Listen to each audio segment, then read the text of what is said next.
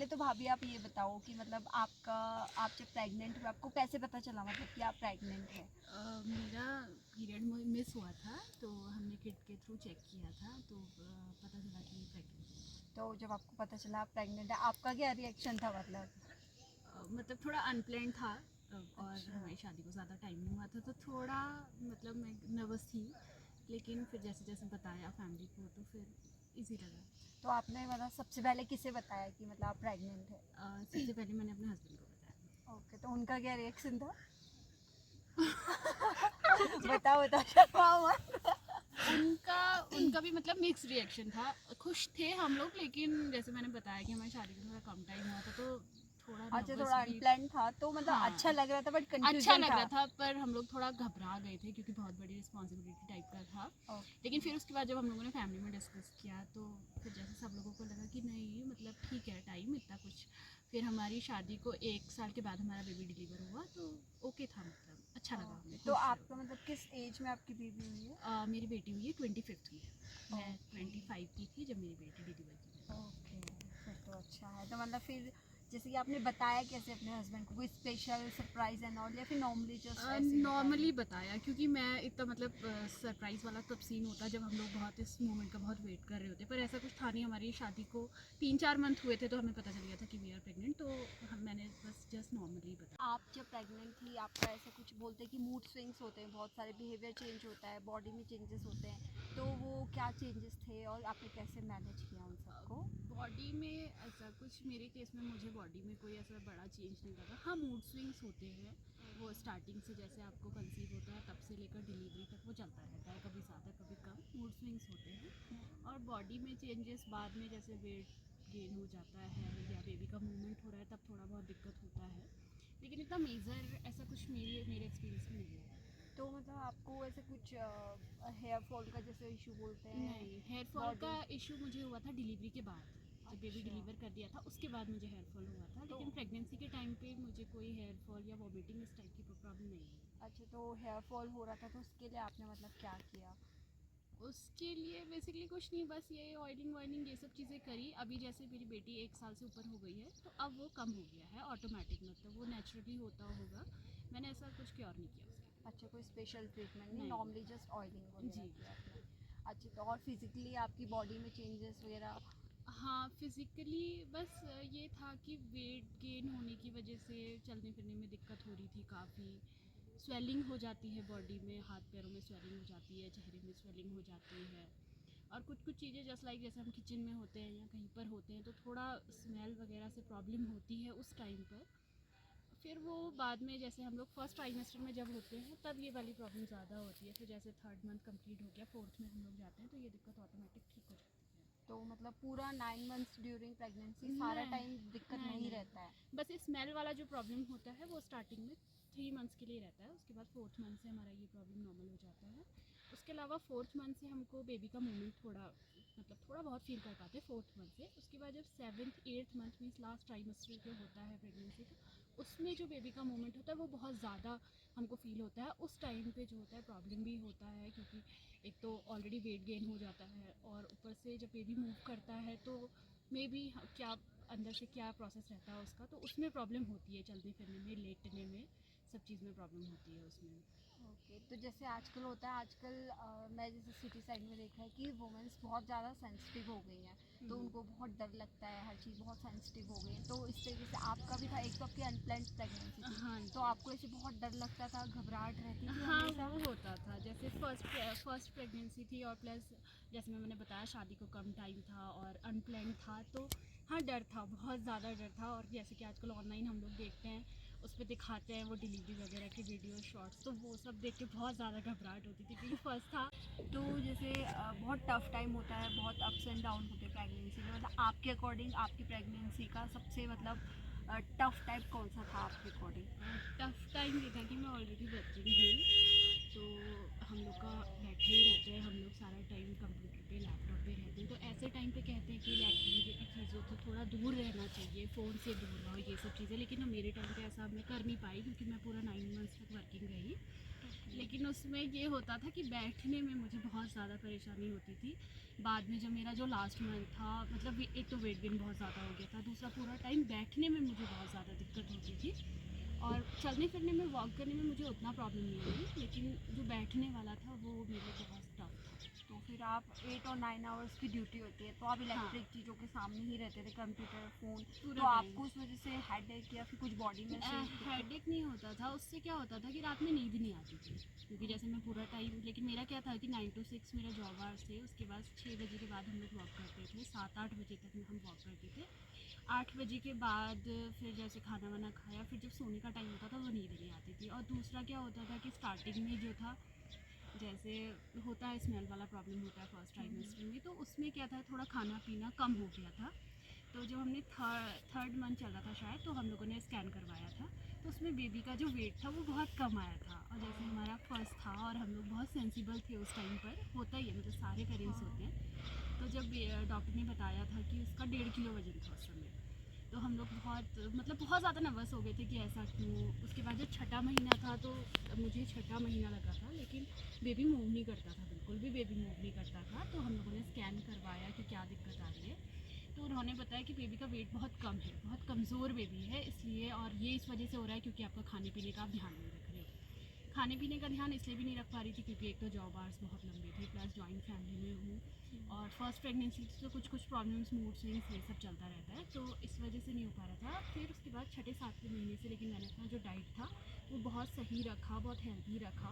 उसके बाद मेरे को बेबी के मूवमेंट फील हुए, तो उस टाइम मुझे बहुत टफ लगा था जब उन्होंने बोला कि बेबी का जो वेट है बहुत कम है, और अगर ऐसे ही कम रहेगा तो 7वें महीने में सर्जरी करवानी पड़ेगी आपको, क्योंकि बिल्कुल मूव नहीं कर रहा है बेबी। मतलब बहुत कम वेट था उसका, बहुत कमज़ोर बेबी था। लेकिन फिर अच्छा था, बाद में डिलीवरी के टाइम पे मेरी बेबी पूरी 3 किलो की थी। तो आपको ऐसा कभी नहीं लगा कि मुझे मतलब हॉलीडेज़ ले लेनी चाहिए, अब लीव ले लेनी चाहिए मुझे कुछ टाइम आप प्रेगनेंसी के टाइम पे, या ऐसा कुछ फील नहीं हुआ, आपने ली नहीं ली? नहीं, मैंने नहीं लिया। मेरा 25th को मेरी बेबी डिलीवर करी है मैंने 24 तक वर्किंग करी। 25th को संडे था, हम लोग संडे को भी पूरा आउटिंग करा है दिन भर। उसके बाद हम लोग शाम को हॉस्पिटल गए थे और उसी रात में मैंने बेबी डिलीवर किया था। प्रॉब्लम्स थी, थोड़ा बहुत प्रॉब्लम थी, जैसे बैठने में, उठने में, कमर में दर्द, और वेट गेन हो जाता है, हाथ पैरों में स्वेलिंग और ये सब चीज़ें, और प्लस नींद नहीं आती है रात को, तो कुछ कुछ दिक्कतें होती है। लेकिन मुझे ऐसा लगता था कि दुनिया में इतनी सारे लोग वर्किंग हैं और सभी लोग प्रेगनेंसी में ये सब चीज़ें फेस करते हैं, तो ये नॉर्मल है, तो इसलिए मैंने फेस किया ये सब। हाँ, जैसे पुराने टाइम में औरतें पूरा काम करती थी हाँ, वही खेतों पे, हर वही चीज़ वही पे। तो फिर ये तो आपका सबसे टफ टाइम हो गया, तो हाँ। आपकी प्रेगनेंसी का ऐसा कोई सबसे फनी टाइम या फिर सबसे हैप्पी मोमेंट आपका कौन सा रहा, मतलब कि हैप्पी आप? मोमेंट मेरा सबसे ज़्यादा वो रहा जब हम लोगों ने डिसाइड किया इन द सेंस, अगस्त में मुझे 6 मंथ स्टार्ट हो गया था, तो हम लोगों ने, अब जब तक बेबी बिल्कुल मूव नहीं कर रहा था, लेकिन जबकि बोलते हैं लोग कि तीसरे चौथे महीने से बेबी मूव करता है, तो छठे महीने तक नहीं किया। तो मेरी एक जेठानी है मेरे हस्बैंड की भाभी, तो हम उनके पास में गए, तो उन्होंने बोला कि यार तुम्हें स्कैन करवाने की ज़रूरत है, या तुम चेक करवाओ कि क्या प्रॉब्लम है। तो हम लोग हॉस्पिटल गए। नेक्स्ट डे हम लोगों ने हार्ट बीट देखा बेबी का, तो सब कुछ नॉर्मल था, बस ये था उसका वेट कम था और हार्ट बीट लेकिन नॉर्मल था। तो डॉक्टर ने बोला ऐसी कोई प्रॉब्लम नहीं है, आप थोड़ा अपना खाना पीना ठीक करो तो ये मूव करेगा।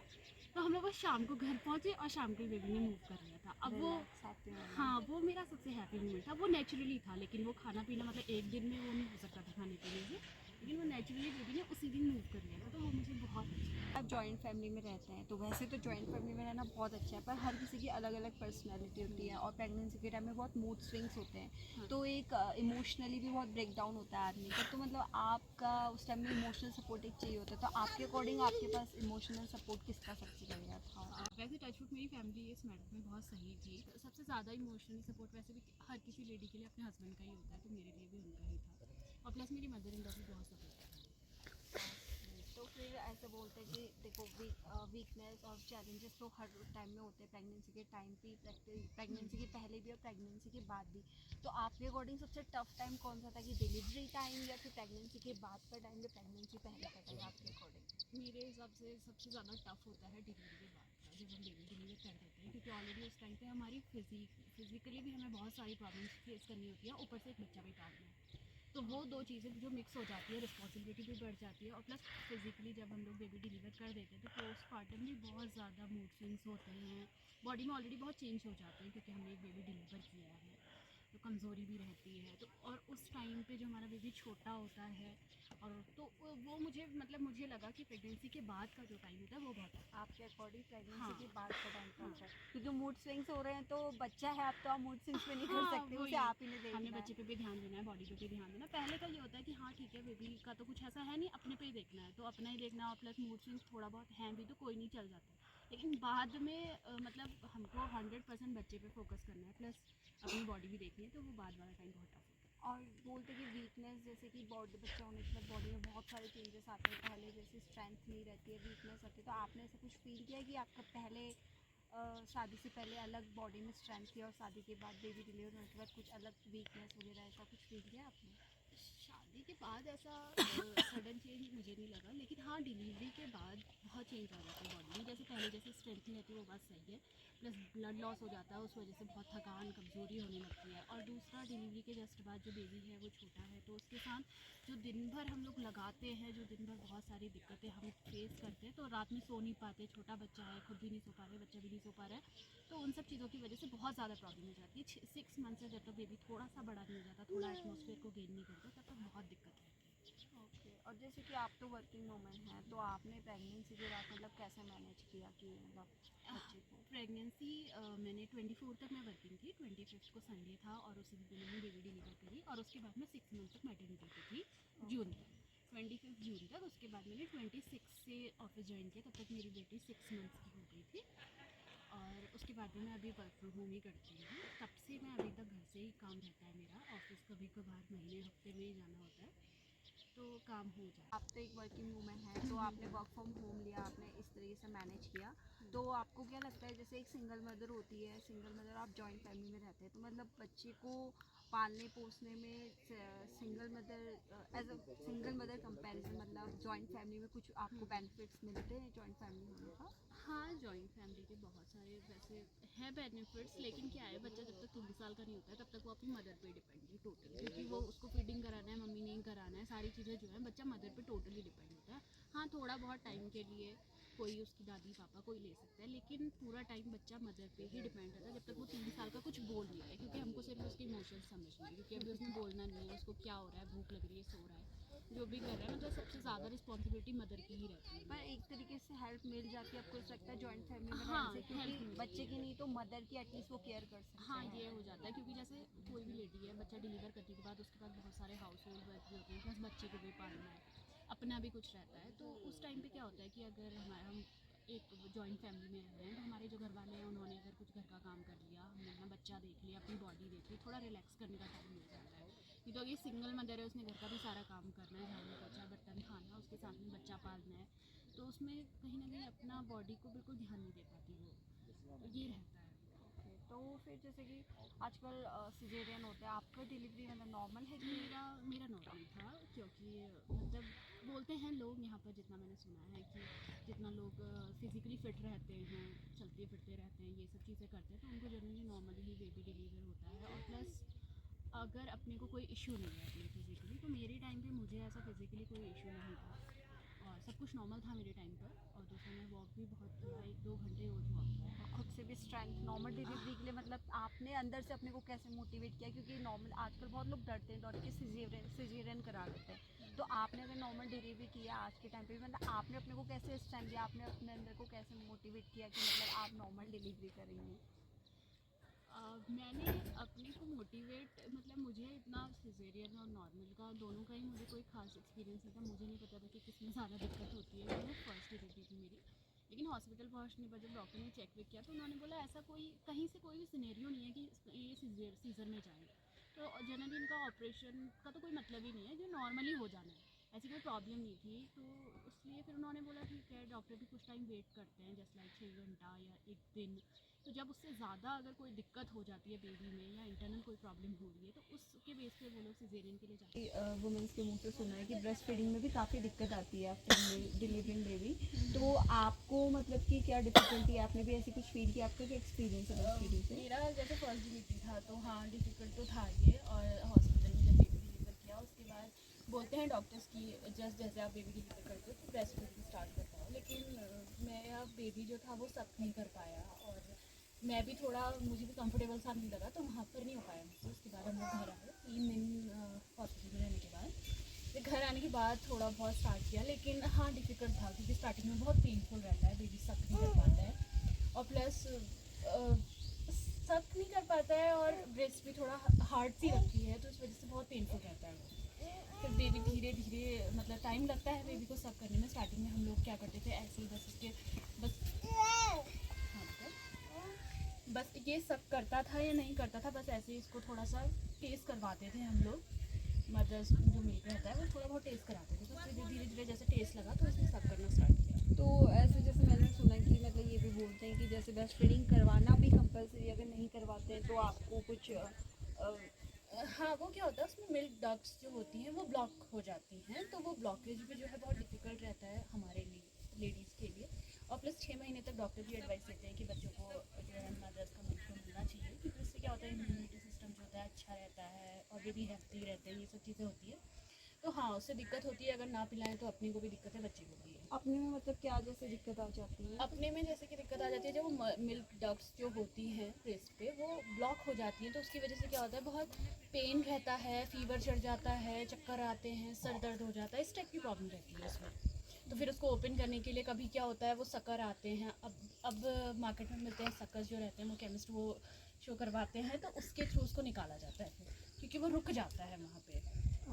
लास्ट क्वेश्चन था भाभी कि मतलब आप अपनी तरफ से कोई एडवाइस देना चाहती हैं, आगे भी लोग प्रेग्नेंट होंगे तो ऐसा होता है हेल्प हो जाती है, तो आप अपनी तरफ से आप वो एक्सपीरियंस कर चुकी हैं, तो आप अपनी तरफ से कुछ एडवाइस देना चाहती हैं? हाँ मतलब मेरी यही एडवाइस है आगे जो भी मदर्स बन रहे हैं उनके लिए, कि एक तो आपको खुश रहना है, पॉजिटिव रहना है। मतलब बहुत सारे लोग होते हैं इरिटेट हो जाते हैं क्योंकि बॉडी में चेंजेस इस टाइप के होते हैं, हार्मोनल डिसबैलेंस और ये सब चीज़ें जो होती हैं उससे जो भी है तो थोड़ा तो हो जाता है मूड स्विंग्स टाइप का, लेकिन हमको होता तो है वो नेचुरली होता है, लेकिन हमको फिर भी उसको थोड़ा कंट्रोल करना है, खुश रहना है, पॉजिटिव वाइब्स रहनी चाहिए, जिससे बेबी भी हेल्दी रहता है। मीन्स ऐसा बोलते भी हैं लोग और मैंने खुद भी एक्सपीरियंस किया है। और दूसरा अपना जो रूटीन है वो थोड़ा ठीक करना है, फिजिकली फिट रहना है और अपने घर के जितने काम हो सकते हैं वो करने हैं।